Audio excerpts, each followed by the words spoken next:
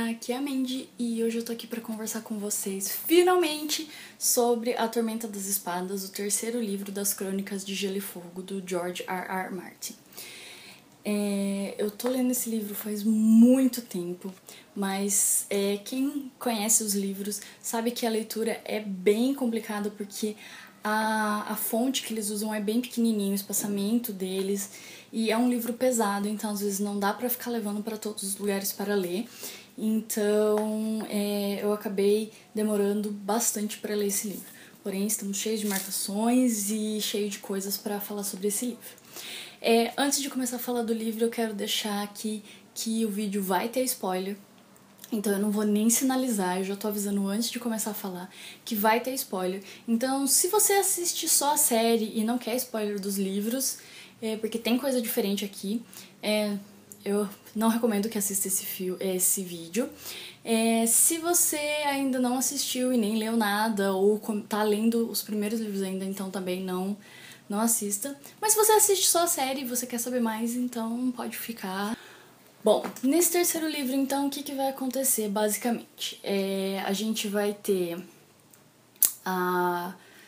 o John e os patrulheiros viajando pra lá da muralha pra tentar descobrir o que tá acontecendo, por que tá tentando, os selvagens estão tentando entrar. Então eles viajam pra lá pra saber o que tá acontecendo, essa história dos outros, né? Se é verdade, se não é. Então eles viajam pra lá. Viaja basicamente metade da patrulha da noite, porque eles não são muitos lá em Castelo Negro. Então eles viajam pra lá. A gente vai ter também... nesse livro a gente tem o Casamento Vermelho, que foi uma das melhores cenas da temporada. A gente tem também o Casamento Roxo, que é o casamento do Joffrey com a Marjorie. A gente tem a Batalha da Água Negra também. E temos... acho que de fatos importantes são esses. O Casamento Vermelho, o Casamento Roxo, a Batalha da Água Negra e a travessia dos Patrulheiros da Noite para descobrir o que tá acontecendo. E a invasão dos selvagens, né? A tentativa de invasão deles para passar para cá da muralha, derrubar a muralha, enfim. Então, vamos lá, vamos começar a falar o que eu achei. Eu gostei do livro, eu já assisti todas as temporadas que tem lançado, estou aguardando a última temporada. E a escrita do autor continua da mesma forma. Nesse livro eles mudaram o tradutor, então nesse livro tem muito mais palavrão, tem as cenas que são descritas de sexo e tudo mais são bem mais, como eu posso dizer, cruas. São bem mais cruas, o palavreado muda bastante aqui nessa coisa. Eu não tinha me atentado a isso, mas conversando com um amigo meu, ele falou presta atenção, e aí realmente comecei a prestar atenção e realmente mudou bastante dos dois primeiros livros. Outra coisa que eu esqueci de falar, a gente tem também a Daenerys comprando os Imaculados, conquistando Astapor, Meereen, Yunkai e outras cidades que ela conquista na série. A gente tem a cena do primeiro Dracarys, que é quando ela troca o Drogon pelos Imaculados. Então a gente tem essa cena aqui no livro, é muito legal. Tanto é que depois que eu li a cena, eu corri assistir o trecho da série, porque eu gosto muito dessa cena. Então, nessa questão, assim, não mudou muita coisa, né? Fora o tradutor que mudou, aí então tem bastante palavrão, o palavreado mudou um pouco aqui. Então, vamos pra parte da história. Bom, na parte da história, o que a gente pode falar? Do Casamento Vermelho. A cena é basicamente a mesma do Casamento Vermelho, tem só algumas coisas que são diferentes aqui no livro. Por exemplo, a esposa do Robb, ela não vai pro Casamento Vermelho, ela fica em Corre Hill, então ela não participa, no caso ela não morre, e ela nem está grávida aqui. Na série ela tá grávida, ela vai lá e ela morre, de um jeito completamente brutal. Aqui não, ela não tá, ela tá lá em Corre Hill, então ela não participa do Casamento Vermelho. A morte de todos os personagens é basicamente a mesma. O Robb, ele é apunhalado no coração pelo Lord Bolton. Tem toda aquela coisa da música Chuvas de Castamere. Tanto é que quando começou a parte, né, porque tem todo o antes, né, do casamento, e aí quando começou a parte de que as coisas estavam começando a ficar esquisitas, eu li ouvindo Chuvas de Castamere, e a cena fica muito, muito, muito arrepiante mesmo. Então o Robb é morto dessa forma. Só que o salão não tá tão cheio de pessoas do norte quanto na série. São mais assim, o rei, que é o Robb, a mãe dele, algumas pessoas mais da guarda pessoal dele, inclusive tem uma Mormont aqui. Então, assim, são bem poucas pessoas. O massacre dos nortenhos mesmo é do lado de fora, que tem 3 tendas onde tá os exércitos e tudo mais, tanto de Correio quanto do norte, né, os vassalos do rei Robb. Então, o massacre realmente acontece da maioria das pessoas lá fora. E a parte de lá dentro no salão mesmo é mais o Robb, a mãe e o pessoal ali que era da guarda dele. A cena da morte dele é bem diferente da série, porque na cena da série a Catelyn vê ele sendo apunhalado, né, a esposa dele e ele depois sendo apunhalado, e ela fica meio que num estado de choque, né, e aí eles vêm e cortam a garganta dela. No livro é muito mais impactante e eu queria muito, muito, muito ter visto isso na série, porque ficou muito mais forte, deu muito mais arrepio essa parte, porque ela assiste aquilo, porque ela mata, né, assim como na série ela mata uma pessoa ali da família Frey. E aí, a hora que o Bolton esfaqueia o Robb, ela fica olhando e ela arranha os olhos aqui, assim, com as mãos, as 2 bochechas, ela arranha, assim, até sair sangue e ficar sulcos bem profundos. No livro ele descreve dessa forma. E ela começa a gargalhar e chorar como uma louca, tanto é que eles comentam, né, que ela ficou louca, e aí vem alguém e corta a garganta dela. Então, assim, é muito mais profunda e intensa, porque na série ela fica meio em estado de choque, chorando, porque, claro, ela ficou triste, e morre nesse estado de choque. Aqui é muito mais impactante porque ela arranha as bochechas e aí fica aquelas marcas de unha no rosto dela, e ela rindo e chorando ao mesmo tempo, de loucura de ver o filho ser morto na frente dela. E assim, é muito mais impactante aqui no livro do que foi na série. No livro, ela se torna a Lady Stoneheart, que é a Senhora Coração de Pedra. Porque eles, depois de assassinarem ela, eles deixam ela 1 ou 2 dias lá, e depois eles deixam ela completamente nua e jogam ela no rio, porque os Tully, o jeito que eles fazem o funeral deles é queimar os mortos. Então eles colocam num barco, colocam no rio, porque eles têm muito a ver com a água, né? E eles colocam o barco no rio e depois eles ateiam fogo, né, pra pessoa passar pro outro lado, enfim.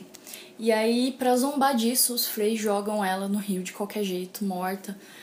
E aí depois o Lord Beric Dondarrion encontra ela, o Thoros de Myr, ele ressuscita ela, e aí agora ela busca vingança contra os Frey.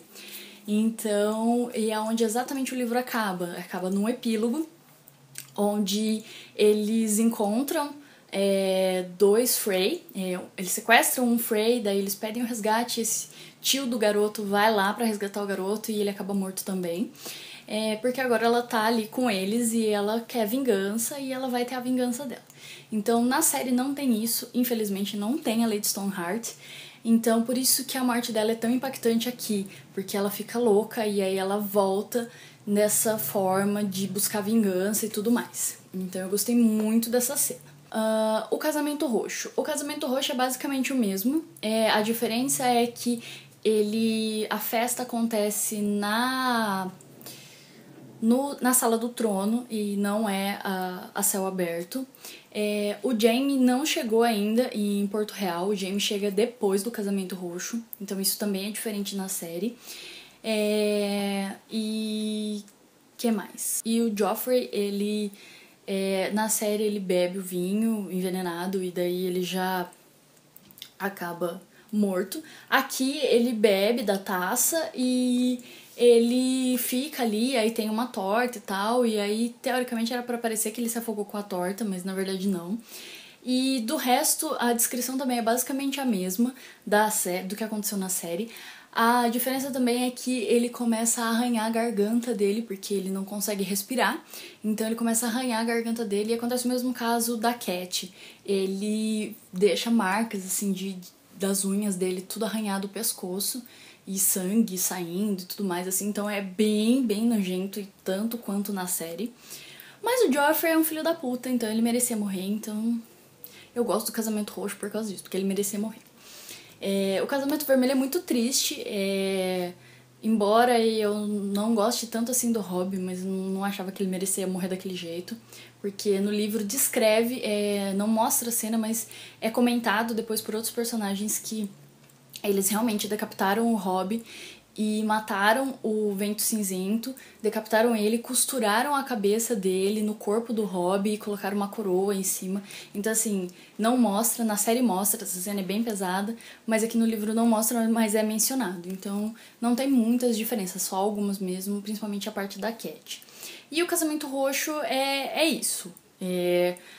Depois o Tyrion é acusado, a Sansa foge, e aí acontece do Oberyn ser o campeão do Tyrion no julgamento por combate e ele morre do mesmo jeito. A cena é triste do mesmo jeito que é na série, porque eu não achava que o Oberyn merecia morrer. A gente começa a ter um pouco mais de contato com o Dorne aqui, então, porque eles vão lá pro casamento do Joffrey e tal. Tem a Elara, ela não parece ser tão má quanto ela é na série. Na série ela é bem vingativa, bem maluca, bem assim. Aqui no livro, por enquanto, ela não parece ser assim. E eu acho que vai ser bem diferente. Aqui eles vão tratar melhor Dorne do que foi na série. A Sansa acaba indo mesmo pro Ninho da Águia com o Mindinho. Isso é igualzinho na série. Só que tem uma diferença. Na série, depois ela acaba se casando com o Ramsay Bolton e tudo mais. E no livro, não. No livro é um povo, algumas pessoas do Lord Bolton, eles voltam pro norte com uma garota se passando por Arya Stark. E é ela que vai casar com o Ramsay Bolton. O Jaime até encontra eles e tal quando eles estão indo embora, depois deles terem entregue o Jaime e receber o ouro deles, né, pelo resgate. Eles vão embora com essa garota, então não é a Sansa que vai casar com o Ramsay nos livros. A Sansa, ela tá lá no Ninho da Águia, ela tá disfarçada de filha bastarda do Mindinho e basicamente o que acontece no Ninho da Águia com ela é a mesma coisa. Ela fica lá com a tia Lysa, que é uma maluca, e o Mindinho beija ela e a tia dela tenta matar ela e acaba morta porque o Mindinho mata ela. Só que o Mindinho bota a culpa num cantor que tá lá na sala na hora que a Lysa tá interrogando a Sansa. Então, basicamente, a Sansa, ela tá nesse ponto aqui no livro. Ela tá lá no Ninho da Águia e a Lysa morreu e tudo mais. Então, a gente já sabe que vai ter coisa diferente a partir do próximo livro, porque ela não vai casar com o Ramsay nem nada do tipo. Essas basicamente foram as diferenças que eu vi e que eu me lembro da série, porque né, faz um pouquinho de tempo que eu assisti essa temporada. Então tem algumas coisas ou outras que são diferentes, mas que assim, a maioria das coisas que são diferentes na questão de personagens ou de rumo que os personagens tomam, eu entendo porque a série já é uma série com episódios longos, e assim, os livros são muito detalhados, são muito personagens, então assim, eu entendo que pra evitar que tenha muitos personagens, a série fique mais longa ainda, eles acabam juntando histórias de personagens e coisas que aconteceram com alguns personagens acontecem com outros e tudo mais. Então, assim, é compreensível isso na série, mas tem coisas que talvez eles poderiam ter colocado, não sei qual foi o critério que eles optaram por tirar, como, por exemplo, a morte da Cat no Casamento Vermelho foi bem mais impactante, você via muito mais a dor dela do que na cena da série. Lógico que ela estava triste, mas aqui você vê isso num nível muito, muito maior. Então eu gostaria de ter visto isso. De resto eu gostei bastante. O Jon Snow, a gente acompanha ele lá com os selvagens, né? O vira-casaca. Depois ele voltando pra muralha, pra Castelo Negro. Ele quase se encontra com o Bran. O verão, o Bran, ele entra na pele do verão, né? Aqui nos livros mostra muito mais o Bran, a Arya e o Jon largando nos lobos. Então, na série não tem isso, aqui no livro tem. E isso é bem legal. Eu adoro principalmente os capítulos do Bran, que é quando ele tá nessa busca lá pelo Corvo de Três Olhos com o Jojen, a Miriam e o Hodor.